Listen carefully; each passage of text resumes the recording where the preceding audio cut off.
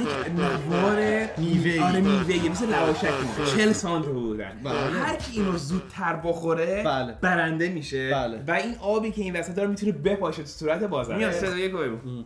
3 2 1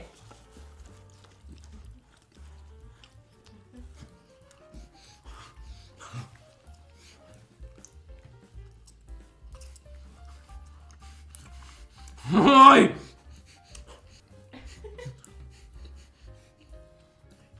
بجا